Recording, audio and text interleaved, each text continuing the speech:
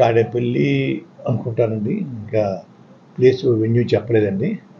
వెళ్తున్నామండి. అయ్యా సార్ భారీగా వెళ్తున్నారండి, ఎవరికైనా పిలిపించారా? ఇంకా నేను ఇంకా పిలుపు ఇవ్వలేదు సార్. అయ్యా నిర్ణయం తీసుకున్నానండి. మీరు మీరు కలవడానికి గల కారణం సార్, అయ్యా మీరు కలవడానికి గల కారణం అంటే వారి పిలుపు మిథున్ రెడ్డి గారి ద్వారాను, కాకినాడ ఎమ్మెల్యే చంద్రశేఖర్ గారి ద్వారాను, గీత గారి ద్వారా, మన కన్నబాబు గారి ద్వారా వచ్చిందండి. నేను కూడా వారికి మద్దతుగా ఉండాలని నిర్ణయించుకున్నానండి.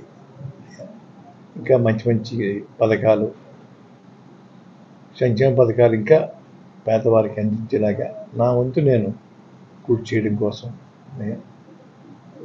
ఆలోచనతో ఉండి నిర్ణయం తీసుకున్నాను సార్.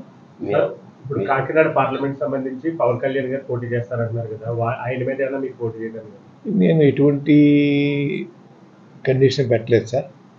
ఎమ్మెల్యే సీట్ కానీ ఎంపీ సీట్ కానీ అడగకుండాను సర్వీస్ చేయడం కోసం వస్తానని చెప్పానండి. భగవంతుడి దయ వల్ల వారు మళ్ళీ అధికారం రావాలి, వచ్చిన తర్వాత వారు ఏదైనా ఇస్తే తీసుకోవడానికి సుముఖంగా ఉన్నాను తప్ప ఇప్పుడు మాత్రం ఎటువంటి సీటు నాకు కానీ నా కుమారుడు కానీ అడిగే ఉద్దేశం పెట్టుకోలేదండి. అన్కండిషనల్గా నేను చేయడానికి నిర్ణయించుకున్నాను సార్. కండిషన్గా చెప్తారు సార్.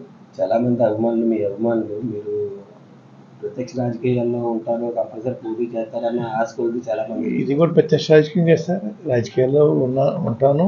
వారి తరఫున, ముఖ్యమంత్రి గారి తరఫున ప్రచారం వెళ్తాను సార్.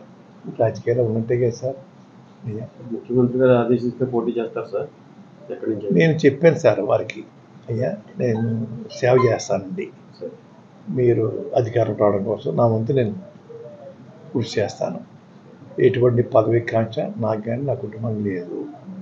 తర్వాత అధికారం వచ్చిన తర్వాత మీరు ఇవ్వాలంటే ఇద్దరు కానీ, అధికారం వచ్చినా కూడా నేను అడగనండి, మీ అంతా మీరు ఇవ్వాలంటే ఇవ్వండి అని ఏ కండిషన్ పెట్టలేదు సార్.